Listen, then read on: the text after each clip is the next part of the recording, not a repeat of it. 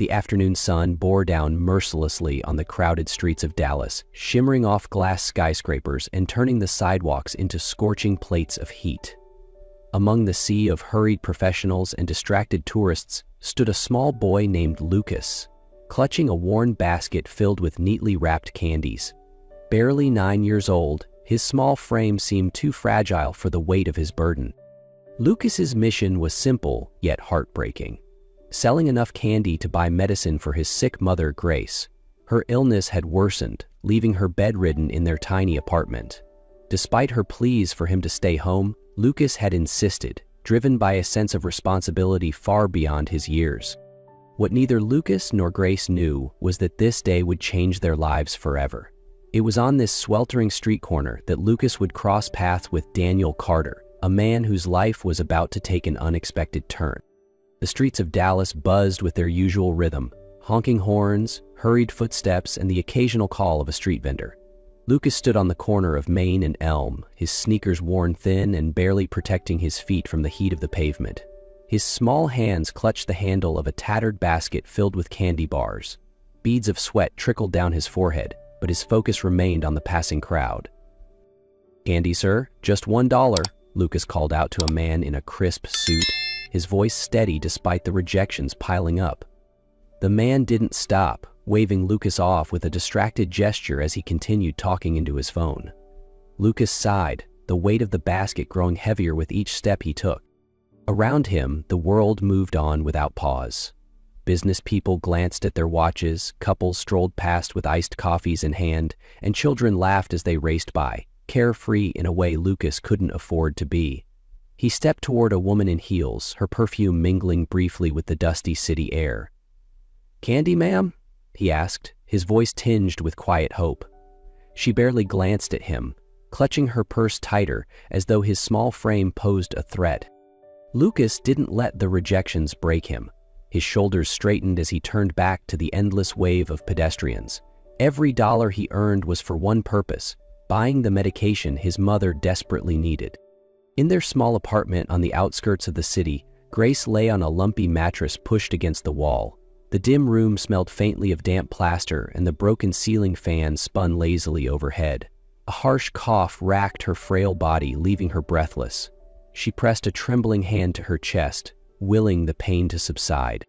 Grace had begged Lucas not to go out today. She hated seeing her son take on so much, but his determination always won. "I'll be back soon, Mama. Rest, okay?" Lucas had whispered before kissing her forehead and leaving with his candy basket. As the hours dragged on, Lucas's feet began to ache and his stomach growled. He ignored the hunger, his focus unyielding. He spotted a group of kids playing in the nearby park, their laughter echoing through the streets. For a brief moment, Lucas hesitated, his gaze lingering on their carefree smiles. But he quickly looked away, gripping the basket tighter. There was no time for games. By the time the sun began to dip, painting the sky in hues of orange and pink, Lucas had sold just enough to scrape together a few crumpled bills. His feet were blistered and his body ached, but he trudged home, holding on to the thought of his mother's relief when he handed her the money.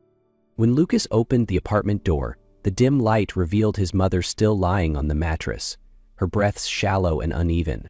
"Did you sell much today, sweetheart?" Grace asked weakly, her voice barely above a whisper.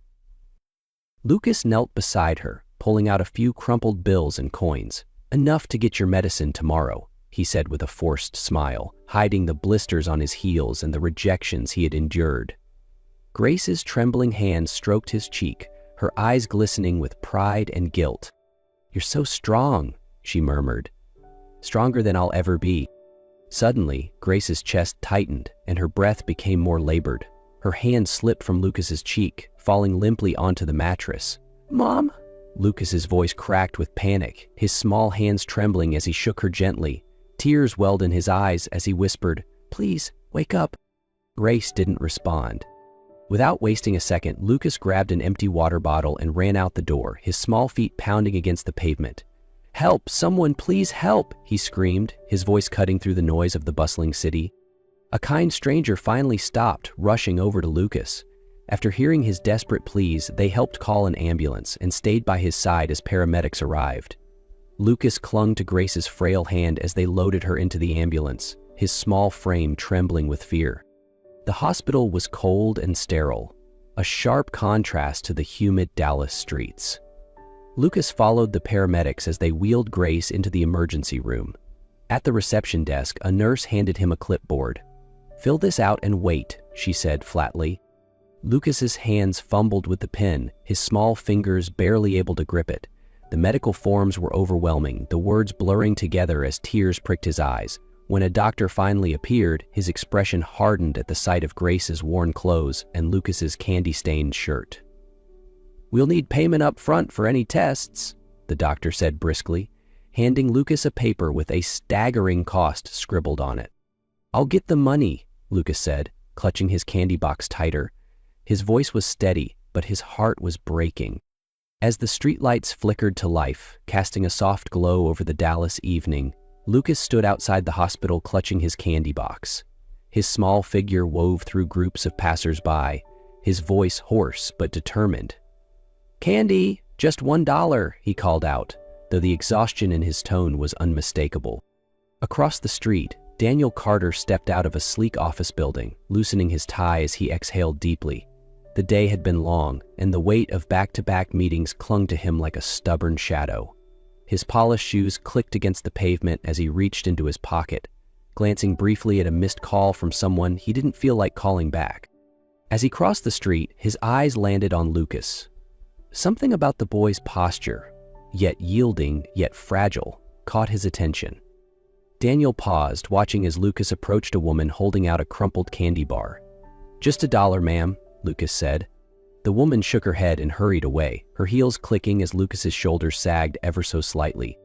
Curiosity tugged at Daniel, and without fully understanding why, he stepped closer. "Hey, kid," he called out. Lucas turned, his wide brown eyes filled with a mix of weariness and hope. "You want some candy?" "Just $1, he said quickly, holding up the slightly squished chocolate bar. Daniel studied him for a moment, noting the grime on his face and the worn edges of his sneakers. "What are you doing out here so late?" he asked, his tone softer than he intended. Lucas hesitated, shifting on his feet. "Selling candy?" he answered, gripping the box tightly. "For my mom. She's sick and she's at the hospital now." Daniel's chest tightened at the boy's words. "Your mom's in there?" he asked, nodding toward the hospital. Lucas nodded quickly, his voice quieter now. "I need money for her medicine. They said I have to pay first." Something in the boy's voice, a mix of desperation and determination, stirred something deep within Daniel. He reached into his wallet, pulling out several bills. "How much for all of it?" he asked. Lucas's eyes widened. "All of it," he echoed, as if unsure he had heard correctly. Daniel nodded, handing him the money. Lucas fumbled with the candy bars, practically shoving them into Daniel's hands. "Thank you, sir," he said, his voice trembling with relief. "Hold on," Daniel said, glancing toward the hospital. "Take me to your mom." Lucas froze, unsure if he could trust this stranger, but Daniel's steady gaze reassured him, and after a moment Lucas nodded. "Okay." As they walked toward the hospital, Daniel found himself glancing down at Lucas. There was a quiet resilience in the boy, a strength that reminded Daniel of a younger version of himself. As the hospital doors slid open, Daniel knew this was more than just a random act of kindness.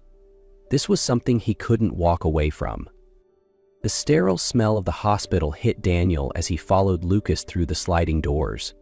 The boy's small hand gripped the strap of his candy box tightly, his eyes darting nervously around the bustling emergency room. "He's over there," Lucas said softly, pointing to a curtained-off area. When they reached the bed, Daniel's gaze landed on Grace. Her face was pale, her breathing shallow, and her frail hands clutched the thin hospital blanket. She stirred at the sound of Lucas's voice, her eyes fluttering open. "Mom," Lucas said gently, climbing onto the chair beside her. "This is Mr. Daniel. He bought all my candy, and he came to help." Grace's eyes flicked toward Daniel, and the moment their gazes met, something shifted in the air. Her expression tensed, her fingers tightening on the blanket as if bracing herself against an unseen wave. Daniel frowned, studying her face. She looked familiar, though he couldn't quite place her. "Do I know you?" he asked cautiously, his voice low. Grace's lips parted, but no words came. Memories surged forward, unbidden and relentless. A rainy night 6 years ago, a disheveled man stumbling into a hotel lobby, and a fleeting connection that left a lasting mark. She never thought she would see him again. "It's nothing," Grace murmured, her voice trembling. She turned her attention to Lucas, brushing a strand of hair from his forehead. "Did you sell a lot today, sweetheart?" Daniel's eyes narrowed slightly, the sense of familiarity gnawing at him. "Wait," he said, his tone firmer now. "I do know you, don't I?" Grace hesitated, then exhaled shakily. She couldn't avoid the truth any longer. "That night, 6 years ago," she began, her voice barely above a whisper. "At the hotel, I didn't know how to find you after, and then, Lucas..." Daniel's heart sank as her words trailed off. He looked at Lucas, the boy's features suddenly taking on a sharper clarity. The resemblance was undeniable. The eyes, the stubborn set of his jaw. "What are you saying?" Daniel asked, though he already knew the answer. Grace met his gaze, her voice steady despite the vulnerability in her eyes. "Lucas is your son." The words hung in the air like a heavy weight. Daniel froze, his mind racing to process what he had just heard. How can you be sure?" he asked, his voice barely audible. "I wouldn't tell you this if I wasn't certain," Grace replied firmly. Daniel exhaled sharply, raking a hand through his hair. "I'll need to confirm," he said, his voice tight. Grace nodded, her expression resigned. "Do what you need to do." Daniel sat in the hospital waiting room, the DNA test results clutched in his hand. The words on the envelope, "paternity test results," felt heavier than they should. He had asked for the test with a calm resolve, but now, with the truth so close, his hands trembled slightly. Taking a deep breath, he tore open the envelope and scanned the contents. The results were undeniable. Lucas was his son. Daniel leaned back in the stiff hospital chair, exhaling as though the weight of the world had just settled on his chest. Relief, guilt, and disbelief churned within him. 6 years, a child's entire lifetime he had missed. He thought of Lucas's determined smile, Grace's frailty, and the sacrifices she must have made. Moments later, Daniel returned to Grace's hospital room. She was propped up against a stack of pillows, her exhaustion clear in her eyes, but she looked at him with quiet determination. Lucas sat at her bedside, drawing with crayons on a piece of scrap paper. "You've seen the results," Grace said softly, her gaze steady. Daniel nodded, his voice quiet but firm. "He's my son." Grace's expression softened, though the lines of worry on her face remained. "I told you because you deserve to know," she said. "But more than that, Lucas needs someone who can give him what I can't anymore." Daniel knelt beside the bed, looking her in the eye. "I should have been there," he admitted, his voice filled with regret. "For you, for him. But I'm here now, and I'm not walking away." Tears welled in Grace's eyes, but she managed a faint smile. "That's all I ever wanted," she whispered. Lucas looked up from his drawing, his bright eyes curious. "What's going on?" he asked. Daniel reached out, resting a hand on Lucas's shoulder. "It means I'm not going anywhere, kid," he said warmly. "From now on, I'm here for both of you." Daniel's newfound determination to help Lucas and Grace did not come without challenges. Just days after the DNA results confirmed the truth, Brittany, his on-again, off-again girlfriend, began to notice the shift in his priorities. She grew suspicious of his frequent absences and the quiet determination that now replaced his usual charm. One evening, Brittany cornered Daniel in his living room. "You've been distant, Daniel," she said, her voice dripping with feigned concern. "Where are you running off to all the time?" Daniel hesitated, knowing this conversation was inevitable. "I've got responsibilities now," he said simply, avoiding her piercing gaze. "Responsibilities?" Brittany scoffed, crossing her arms. "Don't tell me this is about that kid and his mother. You can't seriously believe this is your problem." Daniel's jaw tightened. "Lucas isn't just some kid. He's my son," he said firmly. Brittany's face froze in disbelief, but her composure quickly gave way to anger. "You're gonna throw everything away for them? What about us?" "There is no us," Brittany, Daniel replied, his voice calm but resolute. Whatever we had, it's been gone for a long time. I just didn't see it until now. Brittany's lips twisted into a bitter smile. You're making a mistake, Daniel. You don't even know what you're getting yourself into with them. I know exactly what I'm doing, he said. I'm giving my son a chance at the life he deserves, and I won't let anyone get in the way of that. Unbeknownst to Daniel, Brittany wasn't ready to let go so easily. Driven by jealousy and desperation, she contacted Dr. Harris, a morally flexible physician overseeing Grace's care, and convinced him to make subtle changes to Grace's treatment, enough to delay her recovery. But Daniel's instincts kicked in when he noticed Grace's condition worsening despite following the prescribed treatment. After cornering Dr. Harris one evening, Daniel uncovered the truth. Brittany pressured me, the doctor admitted reluctantly. She paid me to slow things down. I didn't think it would harm her too much. Fury burned in Daniel's chest. You jeopardize someone's life for money? You'll answer for this, he growled. That same night, Daniel confronted Brittany, ending their toxic relationship once and for all. Stay out of my life, Brittany, he said coldly. You've done enough damage. With Brittany out of the picture, Daniel turned his full focus back to Grace and Lucas, vowing to protect them at all costs. The hospital room was quiet, bathed in the soft glow of morning sunlight filtering through the blinds. Grace rested against a stack of pillows, her cheeks still pale, but showing hints of color that hadn't been there in weeks. Her breathing was steadier now, no longer strained and shallow. Lucas sat beside her, swinging his legs from the chair as he proudly held up a new drawing. Look, Mom, it's us! Me, you, and Mr. Daniel. Grace smiled weakly, her eyes drifting over the bright crayon-streaked image. It's beautiful, sweetheart, she said softly, her gaze shifting to Daniel, who stood by the window. Daniel approached the bed, his expression warm but thoughtful. He's got talent, he said, crouching beside Lucas. Though I think he made my hair too gray. Lucas giggled. That's how it looks. The light-hearted moment was a reprieve from the hardships they'd endured. Daniel glanced at Grace, his voice softening. The doctors say you're improving. It'll take time, but you're getting stronger. Grace nodded, though her eyes were tinged with uncertainty. It's because of you, she admitted. I wouldn't have made it this far without your help. And Lucas, he's happier than I've seen him in years. Daniel rested a hand on Lucas's shoulder. He's an incredible kid, but this isn't just about helping. It's about making things right. I wasn't there before, Grace, but I'm here now, for both of you.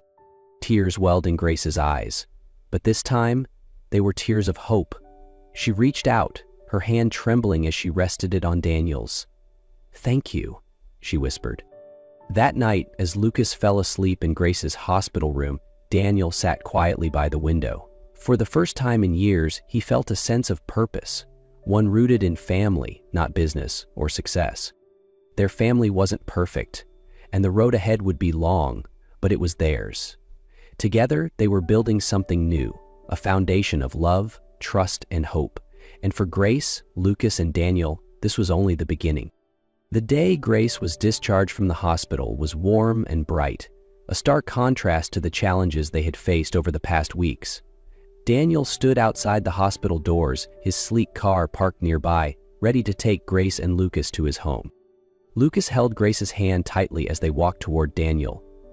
Mom, do you feel better now? He asked, his wide eyes searching her face for reassurance.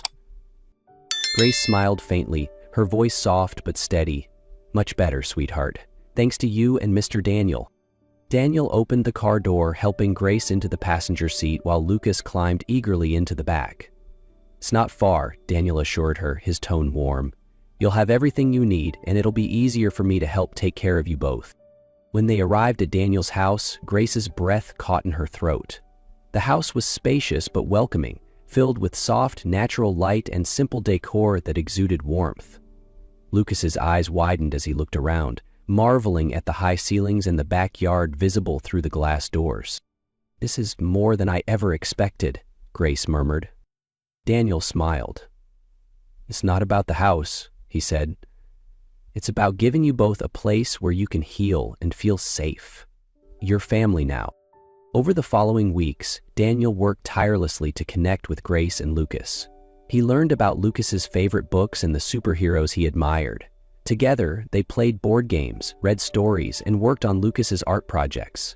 Daniel also took time to sit with Grace, listening as she shared bits of her life, her struggles, her joys, and her dreams for Lucas. One evening, as they sat in the living room after dinner, Lucas looked up at Daniel with a hesitant expression. "Can I call you Dad?" he asked softly.